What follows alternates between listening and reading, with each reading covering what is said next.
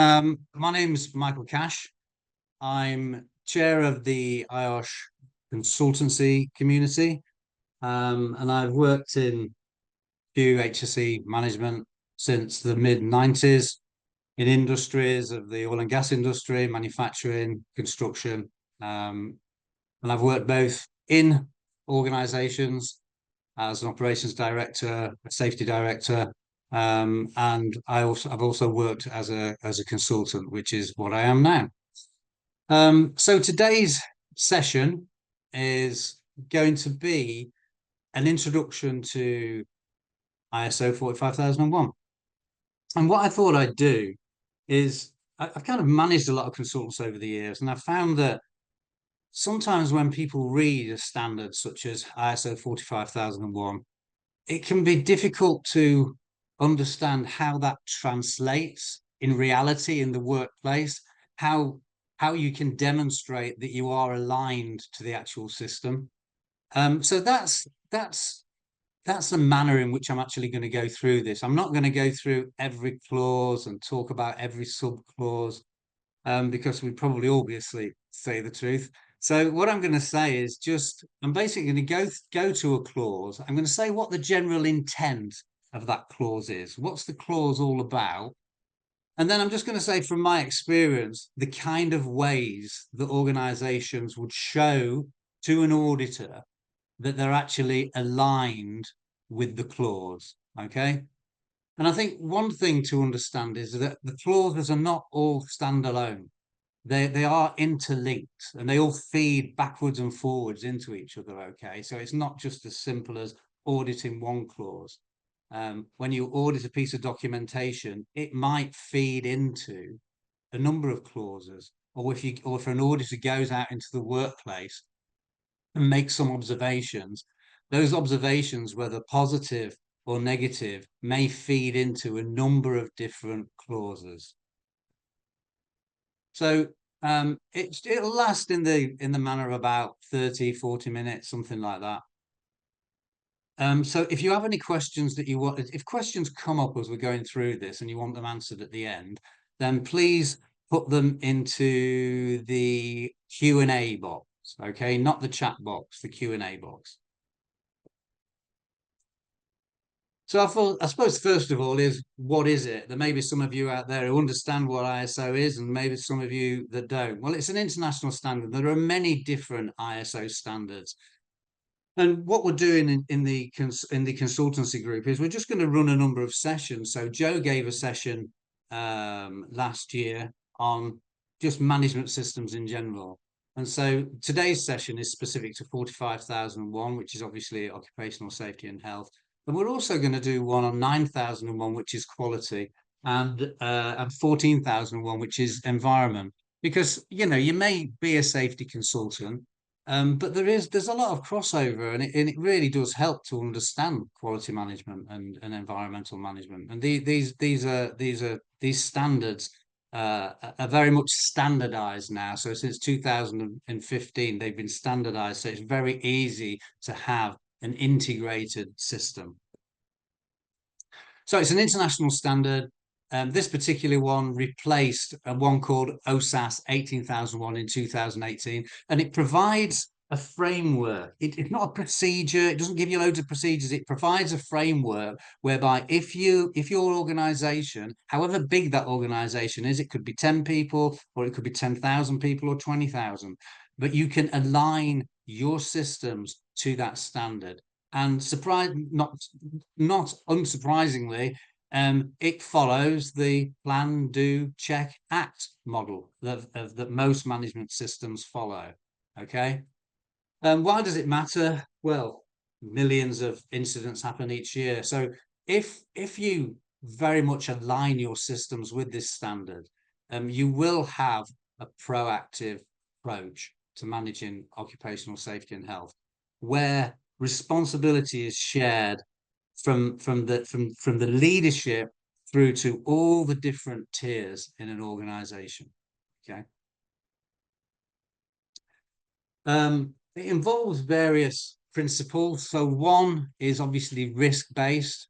In this, we're obviously thinking about occupational health and safety risks. But as we go through this, I'm going to ask you to maybe be a bit broader than that in some of the exercises that I will show you. Be a little broader and don't just think occupational health and safety, think environment, think other risks to the company as well.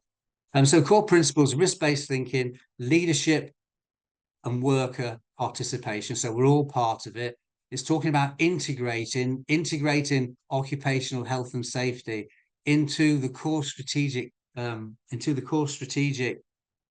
decisions that are made within the company. Okay. And of course, it's aligned with legal compliance. And if used properly, you will continually improve in occupational health and safety. I can categorically say that if you align well with 45001, you will improve and your workplace will be safer and people will be more involved.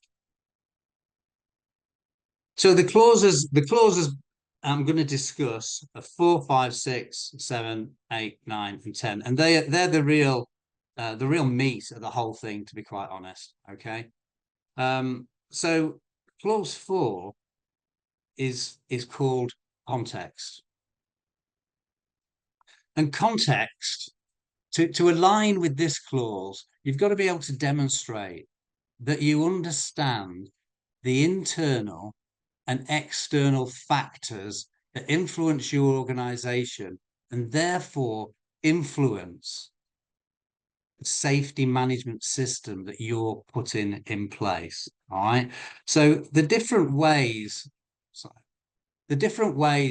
an organization would go in alignment with this is that there's many ways of doing this. Okay, so I've just got certain tools here, but there are many different ways of doing it.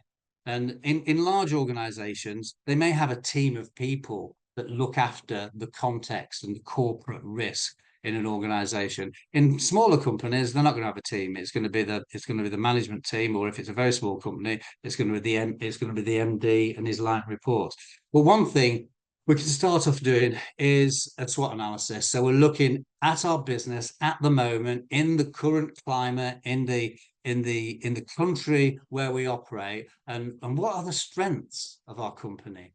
What are the weaknesses? And of course, we're going to be thinking about occupational safety and health, but this is where I'm asking you just to step back and think a little bit more than just occupational health and safety. But anyway, the strengths, the weaknesses, and what external factors, what external opportunities have we actually got? And what are the external threats? Okay. So that's one thing we're going to do. And that will help demonstrate alignment with this clause 10, the intent. Then you can think about doing a pestle analysis. Now, you can find all this info. I'm not being funny. You can find all this information online of how to do these, good examples, bad examples. But at the end of the day, we want to look at the pestle. So following on from our SWOT analysis, what other things affect our organization?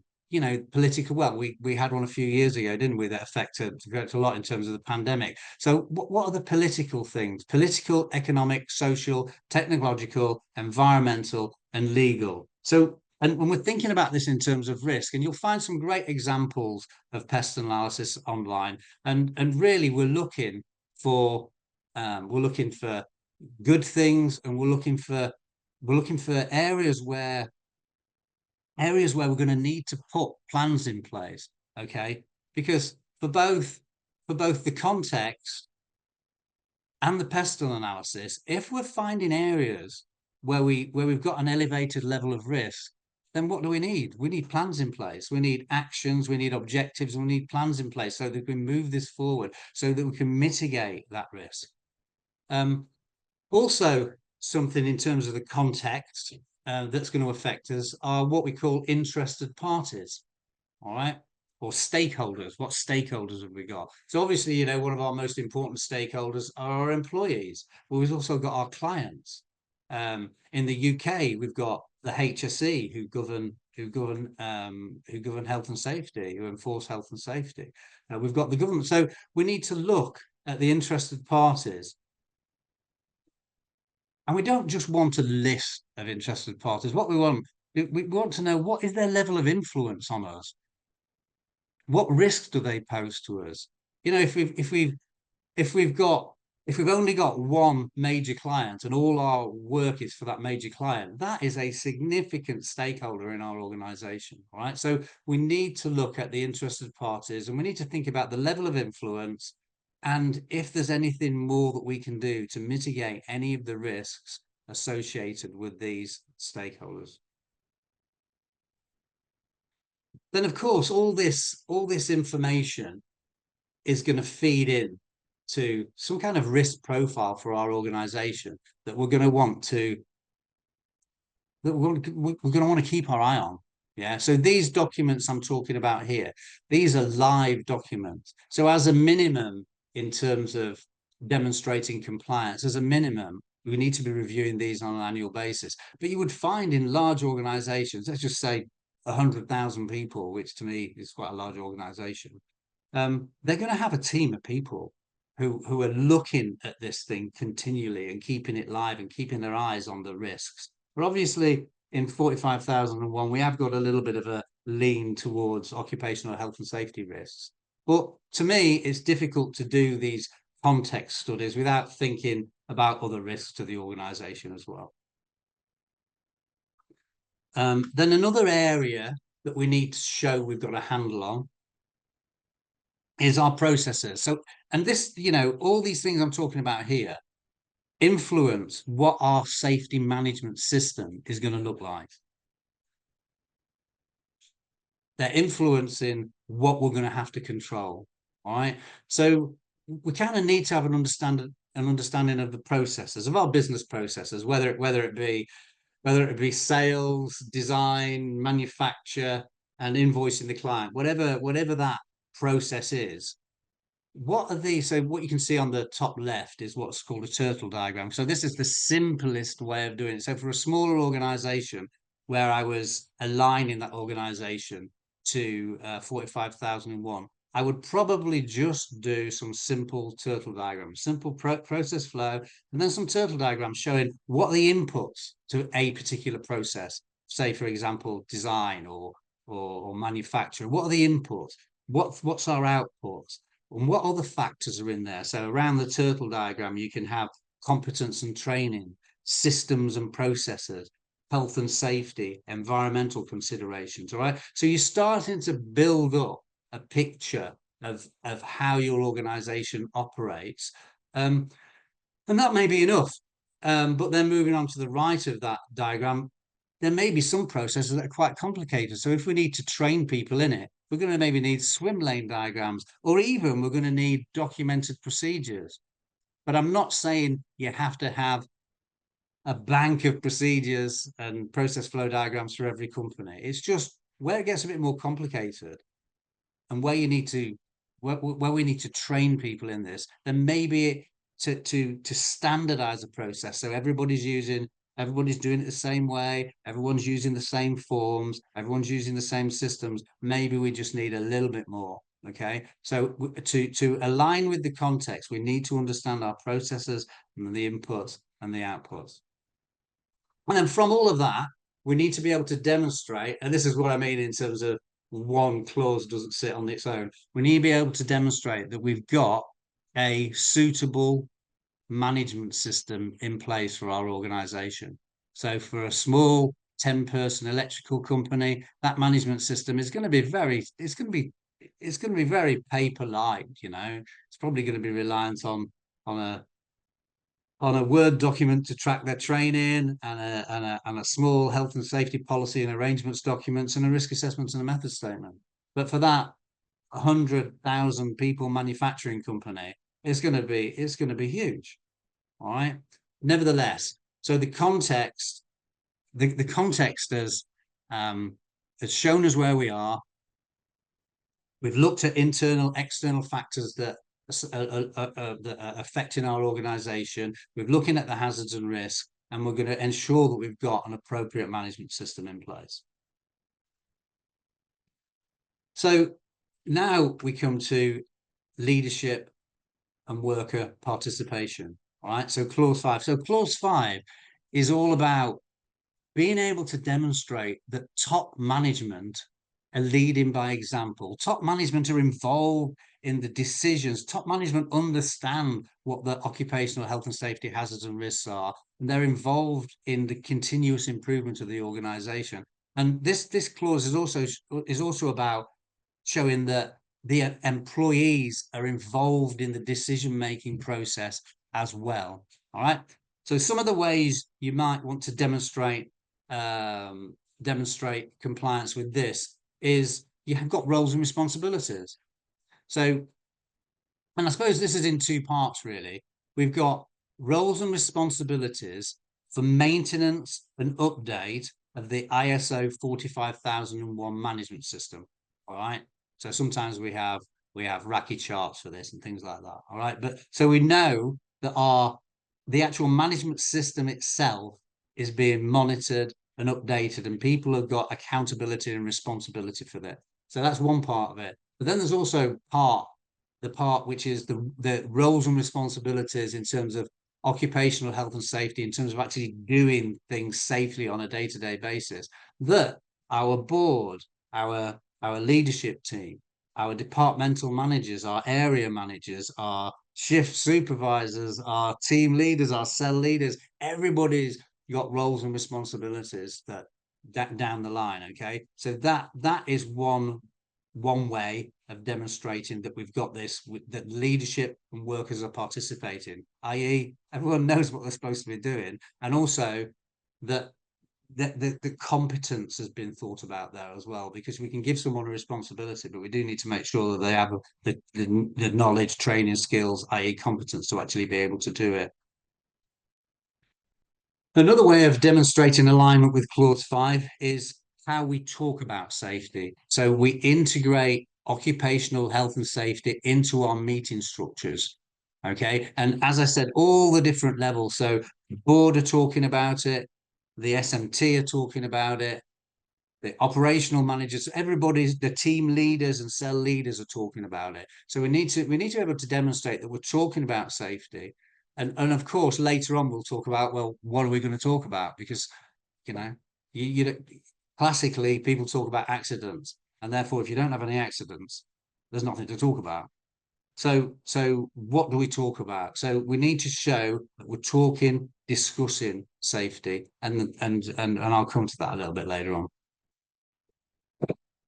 Another way of demonstrating alignment with clause 5 is to show that the leadership really do care. Yeah. So a leader may receive various metrics on board reports or whatever. But they need to get out into the workplace.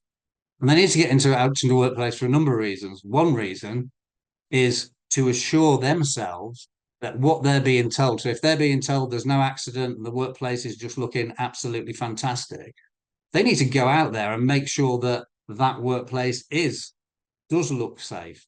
And they need to assure themselves that they need to talk to people. They need to talk to the employees. Okay, so that's one part of why all leaders, and I don't care how senior you are in a company, we should be getting out. So, they're not going to be going out and doing daily workplace inspections, but as a minimum, they should be getting out 4 times a year to go onto site and to look at what's happening, okay, and to ask questions and to reassure themselves. And at the same time, when they're talking to employees, the employees actually, this guy's here. He's a really senior person or a really senior lady. They're here. They obviously care. All right. So this is another demonstrable area of leadership and worker participation, that the leaders are going out onto site, whatever that site is. Of course, participation we're going to strongly infer from that the workers are involved as well. So another way of aligning or demonstrating alignment is by having a health and safety committee in place, where we have worker involvement, or we have health and safety representatives. I'm assuming the majority of you are involved in safety or safety managers of one form or the other. So I don't really need to talk to you about what a health and safety committee is, but we've got consultation and we've got it integrated into our structure. And then the final part of this is, the oath, our policy, our statement of intent signed by a senior or senior persons that basically says we will comply with the law, we will set objectives, we will continually improve. Okay, so there's some of the ways that we can align with clause 5. So clause 6 is all about planning. So building on context, yeah, and really it's very much aligned with context this. So we understand the internal, we understand the internal and external factors. So here we really need to start identifying the hazards, looking at the risks, looking at the opportunities that we've actually got. We need to think about where the gaps are. We need to think about setting objectives to improve.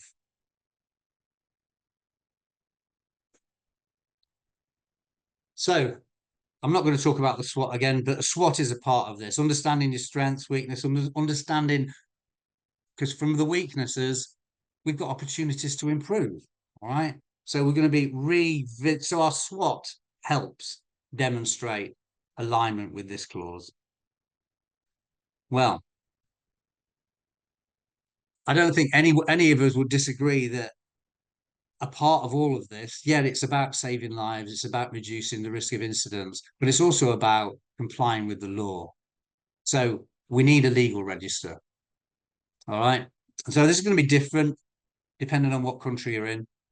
But we need a list of the law. Now, I've seen some legal registers, and it's just a list of legislation, which is, to be honest, a complete waste of time. What we need to think about is what are the legal requirements that we need to comply with? What are the key parts of it? What are the key parts of compliance? So here, what legally do we need to comply with? What's a summary of it? What do we do to comply with it? And this is, you're not writing essays here, you're just writing useful things. And are there any areas for improvement? And then we could even rag rate it. All right. So we need a legal register because that is what our health, that is a big part of our health and safety management system is going to build on this legal compliance. Okay. So we've got our SWOT, we've got our legal register, and this is, these are non-negotiable, these documents. Then, of course, everyone likes talking about risk assessment. We're going to have our risk assessments, aren't we? We're going to have our risk assessment strategy, and for our foreseeable hazards and risks, we're going to have risk assessments in place. And however you decide to do it, whether you do it by area, whether you do it by task or activity, whether you do it by equipment, who knows? There's a myriad of ways of doing risk assessment. Hopefully, the best way is to minimize the numbers of them. So we're going to have our risk assessments in place. All right, so that's again aligning with this planning part. And of course, from that comes back the risk register, which I've already talked about. We're going to be identifying areas for improvement. And then ultimately, after all this, after doing the context and after doing the planning, we should be in a good position to set some health and safety objectives. Now, some companies will have a 5-year plan and they'll have all loads of great names like a roadmap to compliance and things like this. But nevertheless, we need at least to have annual objectives. They need to be useful objectives. They need to be very much based on improvement. Yeah, not just maintaining, we will carry on doing 5 safety inspections a year. That's not an objective. It's just a KPI. So let's think about what areas do we need to improve in and what are we actually going to do, I'm sure you all know how to set objectives and the information that you're going to use to set your objectives. So all these different things I've talked about here are things that you would pull out of the bag to demonstrate compliance with clause 6 planning. Then we come to support. Clause 7 is about support and resources. So a lot of this stuff I'm going to talk about here, you're going to discuss in meetings, in various types of meetings. You may discuss it in the Health and Safety Committee meeting. It may be discussed in board meetings if it's a massive investment. It will be discussed in operational meetings, weekly resource meetings, all right? So a big part of the support is making sure that people are trained. So we need to be able to demonstrate that we've done training needs analysis for the various roles in our organizations, and that we've assessed levels of competence. And also that we've got the systems to support this. So I keep using my 10-person electrical company. They're not going to need a big Excel spreadsheet will sort them out. Okay, whereas the 100,000 people, they're going to need a much more sophisticated system, tiered system to track their training and competence management and development. All right, but training is a big part of support. Communication, not only in terms of training, but we need to be able to show, and I kind of have talked about this before, haven't I, when I talked about meeting structures. We need to be able to show that we're communicating in terms of safety. We're discussing safety, right? We also need to be able to demonstrate, because this is about inclusiveness, isn't it? It's inclusivity, including everybody in this process. So our employees need to understand what ISO system is. They don't need to be an expert. They don't need to come on. You wouldn't send them on a webinar like this necessarily, but they need to understand the annual objectives. What are we doing this year? Things that are relevant to them. What are we doing? And what can they do to help us achieve our objectives? So we're getting people involved in the whole thing. It's really important that people are aware of it. And then, of course, the next part is the systems that you use, the software systems, whatever support systems you use to deliver your product, the equipment and tools that you use that should be appropriate to deliver your product safely, and also the people. Yeah. So you need to be able to demonstrate that for your company, you're providing the right systems, equipment, and people to deliver safety. The bane of many people's lives is document control. The more documents you have. So in ISO, and I'm not going to go through mandatory documentation, there's some documents you have to have in place, all right? Like policy, a health and safety policy. And you need to control these documents. So you need a system in place. It is very much easier now. Way back when, numbering documents, it was a complete nightmare, an update of them. Now we've got SharePoint and the like, so it's quite easy to control documents. But we need to show that we've got a level of document control, and we need to show that we have all the mandatory documents and records in place. All right. If you want to know what they are, just ask ChatGPT, and it'll tell you what the management documents and records are. All right, but we need an appropriate system in place. So for some of these small companies I was talking about, they're going to have an Excel spreadsheet with numbers and an annual review or whatever review period they decide. And larger companies are going to have to have something a little bit more sophisticated because they've got more documents. Okay, so they're all the ways that we will demonstrate. Well, there's other ways, but there's some of the ways we could demonstrate alignment with clause number 7. So clause number 8 is all about doing it. It's all about putting the plans into action. It's about implementing our health and safety management system. So again, here we're going to be talking about areas that form a part of the health and safety management. But this is when we're doing it. So you can see we're following the plan, do, check, act bit. We're following it all around that circle. All right. So I've talked about risk assessments. Of course, we need risk assessments in place. I'm not going to bang on about this, but risk assessments are a legal document. They're a document that's generally owned by the company, and they're not a training document, right? So I'll just put that one in. So risk assessments, they're identifying the hazards and risks, and they're identifying the control measures that we need. But we may need something else to support that. So many companies have procedures, don't they? We have safe working procedures, or we have very simple do's and don'ts. or we have method statements, as they're called in construction, or we have permit to work systems to control works and make sure they're set up right and you've got the right competence in place. Right, we're going to need procedures. The more simple a company is in terms of its processes, the less procedures we're going to need. If we've got a manufacturing company with 100 different kinds of equipment, we're probably going to need a lot more procedures in place, you know. So we need to show that we've got a level of control. This will mean different things to different organizations, but we need to show, and also it's more important for some organizations than it would be for others, but we need to show that we are managing change. As we all know, a lot of accidents that are attributable to health and safety, a lot of incidents happen when changes occur. Okay, so we need to ensure we can demonstrate we've got some formal change management system in place. Doesn't mean we've got to have a procedure. Maybe it's just we've got good levels of communication. We've got good levels of supervision. We plan the works well. We always have a work plan and a method statement.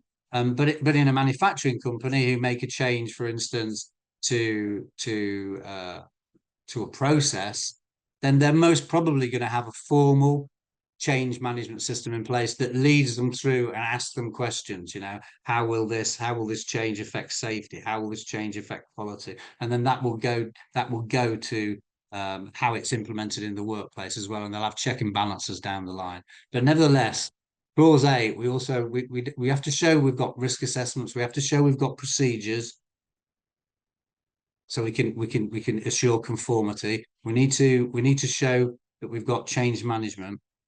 And we also need to show that we've got systems in place for procurement. And again, different companies, this is going to mean more or less too. So if we're a company such as a construction company and we employ contractors and subcontractors to do our work, then we need to assess those contractors in terms of their health and safety, in terms of their policies, procedures, in terms of their competence. Yeah. So we need to demonstrate systems in place for that. And also in terms of buying things as well. You know, we want to buy safe things. We want to buy things with CE marks on it. If we're buying vibrating tools, we want to buy stuff that is, if we need to use them, we need low vibration tools. So in terms of procurement, we need to show that we've got a level of control on it. And it will be very much, the systems that you've got in place will be very much dependent on what you actually do. And then finally, we need to show that through the risk assessment process, that we've actually identified what foreseeable emergencies could happen and that we've got plans in place for that, right? Whatever those plans are.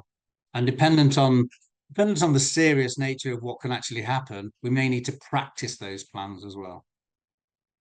So that's clause 8. That's the operation. So that's, you know, all the procedures and things that we use on a day-to-day basis. That's what an auditor is going to be looking for when they're auditing clause 8. Plan, do, check. So clause 9 is all about performance evaluation. As they say, as someone once said, I think they argue about who said it. Anyway, someone once said, what gets measured gets managed. All right. So of course, we're going to be looking at accidents, near misses, unsafe acts, unsafe conditions. Of course, we're going to be investigating them to find the root causes, but hopefully we're putting some stats together. Depends on the size of organization, how many accidents and incidents and near misses and unsafe acts you're collating. But nevertheless, we need to do a bit of epidemiology on it. And this is when we can start to, this is obviously reactive, yeah? But nevertheless, we're starting to have something to put back into our meetings, something that enables people to assess where we actually are. So we need to show that we're measuring performance in terms of accidents, incidents, near misses, whatever it might be. We need to be getting out there and collating some more proactive data. All right. So we need to be getting out there, doing health and safety inspections. And again, if we can we collate this information and can we produce stats and do epidemiology on this information as well? Okay. There's also a requirement that we carry out internal system audits. All right. So generally, you will have a 3-year ISO cycle. You will have had your stage 1 audit, your stage 2 audit. You get your certificate. You pop your certificate on the wall, and then they're going to come every year for 3 years to do surveillance audit. And at the end of that, they're going to do your recertification audit. During that cycle, you need to show that you're carrying out internal audits that go through everything we're talking about here. Yeah. So this is a requirement. So we need to have an internal audit schedule against the standard. We need to carry out that, and it is carried out by trained auditors, people who understand what they're supposed to be doing. And of course, performance evaluation. We've got our objectives, so we need to review our objectives. We need to review progress against the objectives. Again, so many companies, they review progress against the objectives at the end of the year and find out they haven't achieved very much. So we need to kind of be reviewing this on an ongoing basis to make sure that the plans we have in place and all the tasks that have been set are actually being done. All right. So we need to monitor that. So there's some of the things. Oh, actually, I got one more thing to say. And there's also a requirement that we do a management review. Management review is stated in clause 9, and I'm not going to read through those, but those 1 to 8 there are the things that you need to review as a part of your management review. Now, some companies do it on an annual basis. I kind of advocate doing it gradually through the year, so splitting some of those items out and looking at it on a monthly basis. An annual management review it's kind of too late, isn't it? Like 12 months ago, but you can't really affect anything. So I think management reviews need to be done more often, but they need doing. It'd be a major non-conformance if you weren't doing management reviews. So that is everything associated with clause 9. Well, not everything, but there's some of the things you can show to show an alignment with that part of the standard. And then we've got clause 10, which is about improvement, continuous improvement. Okay. Well, quite simply, one thing we need to have in place, and it's got various names. I'm calling it CAPA, Corrective Action and Preventative Action Register. All right. And so on this, you would typically put, it depends. Some people will have a separate accident and incident database. That's fine. But these are some of the things a company may put on there. Accidents, incidents, system non-conformities when you haven't followed your own system, new hazards that need managing, legal breaches, management review actions, internal audit actions, things that need to be managed and things that should be investigated to find out a root cause. That's what goes on our corrective and preventative action register, or whatever you decide to call it. Right. So we need something that gives the intent of a CAPA register. As I said, some companies have multiple ones with yeah, fine. Of course, we need to investigate accidents to find out root causes, of course. But at the end of the day, if you think about everything I've spoken about to align with the standard, if you think about it and you did all of that, okay, so you had your leadership involved in it, you have workers involved in it, you've done your context analysis, your SWOT analysis, you've got a legal register, you've done all this thing, you will improve if you're following it and you're living it. Your workplace will become safer and safer and safer and safer on an annual basis. Okay. Because I put felt leadership there, it is about felt leadership, and when they updated the management systems in 2015, leadership were put at the center of it, because we all know if your leadership haven't got the heart, then it's really can be very, very difficult. You're swimming upstream, aren't you? So leadership at the center of it. But if it's implemented right, 45001 can give us fewer accidents. It will give us regulatory compliance most of the time. It could give us a stronger reputation. If employees feel valued and cared for, Morale's going to be better. We're not going to be having accidents and downtime. So we're going to save finances. Okay. So just finally, what do you need to do if a company wanted to do it? Well, first of all, if you're going into a new company, we're going to have to do a gap analysis against whatever standard it is, whether it's this, whether it's 9001. Okay. And therefore plan forward in terms of what we need to put in place. And a lot of what I've talked about there are the things that if you go into an organization, they're not going to have quite a few of those things. Okay. We need to make sure we engage with the leadership. The leadership need to be fully bought in to where they're going and why they're actually doing it. Okay. And then you need to find a certification body. And if you find a certification body, they need to be UCAS accredited. Okay. So UCAS audit the certification bodies.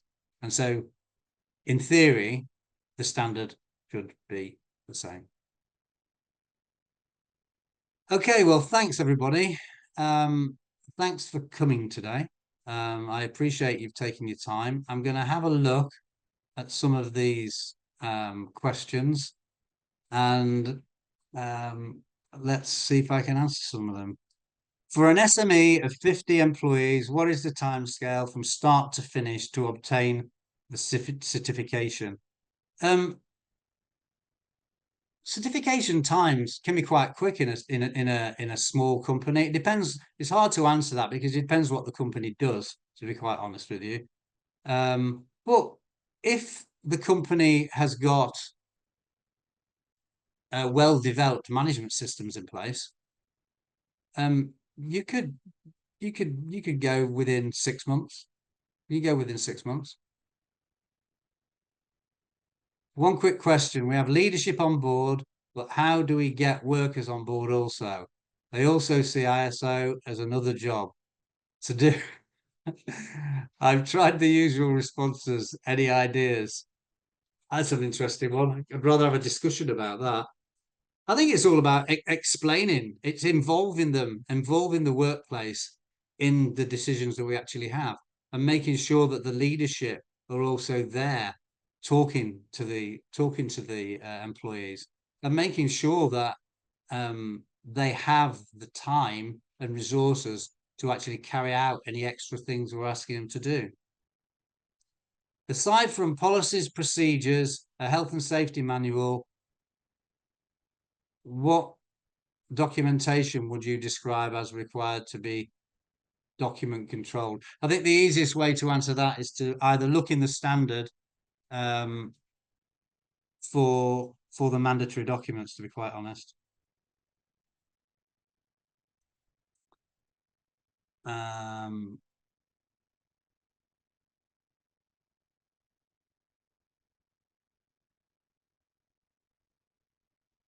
Got my stage one. So a stage one audit, there's a stage one and a stage two audit.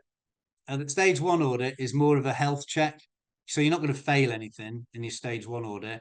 So someone's saying here, I've got my stage one audit on Monday, confident everything is addressed and that there are plans in place for a few of the identified gaps. And it's just disappeared. Wow, there's a lot of questions. Is it best to lead openly with the known gaps or to let the auditor flag them up? Well, I mean, the stage one audit, to be honest with you, you're going to get help from your auditor. So talk to them about the gaps that you've got and ask them for feedback on the best way to fill these gaps, is what I would say. Because you're not going to lose anything, you're just going to get input. Leadership participation, we do quarterly safety tours with the executive team. Is that suitable and sufficient? It could be, yeah. And it certainly would be if the executive team, if you're not visiting the workplace as a sort of EU contingency, all in a group, and if the leadership are actually talking to people and integrating, then yeah, absolutely. Quarterly is very common, to be quite honest, in larger organization. How does putting in place safety management system that is based on 45001 create an interdependent culture in a manufacturing organization? Well, if you follow some of the ideas that I spoke about in terms of worker participation and senior management participation, there is going to be a codependence, and people are going to be getting involved. So it keeps moving around. How can we deal with a situation that the company system goes with ISO standard, but implementing it in the workplace is quite different and needs to be improved? It's all about that. That's fine. It's all about continuous improvement. You know, you can align with the system, but there are going to be improvements needed. It's all about continuous improvement. It's all about identifying and putting in place objectives that will give you that. No organization is 100% compliant with the law all of the time.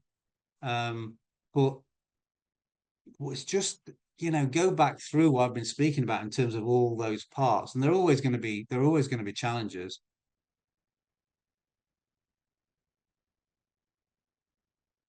Clause 4. Yeah, I didn't mention this. They added climate change. So obviously, climate change in many respects is ISO 14001.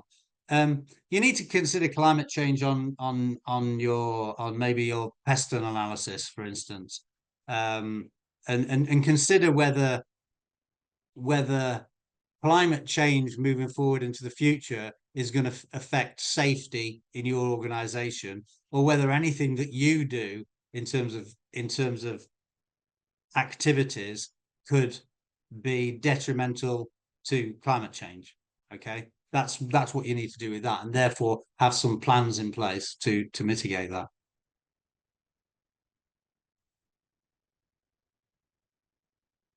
Okay, I have vast years of experience in occupational health and safety, and I would like to inquire the pathway to becoming personally certified as a lead auditor. Um, you can do a course on lead auditing. It won't necessarily turn you into a brilliant lead auditor, but you can do a course on it. But my advice is to, if it's associated with 45,001, read the standard, understand the standard, understand the things that I'm talking about here with the anecdotes of what will give us alignment with it. Okay, so and there's not that many auditor courses out there. To be honest, there's sort of 2 3 day auditor courses, which is pushing it a little bit. But you just need to know in an auditor course, they'll teach you how to run an audit, how to start the audit off, how to close the audit down. Okay. But behind the scenes, there is your understanding of the actual standard itself. So the first thing would be to um, to go on a respected lead auditor course, to be quite honest. I'd like to thank everybody for making the time. If you have any questions at a later date, um, fire them to me. Um, Link in with me if you so wish. Be happy to talk to any of you and answer any specific questions you may have.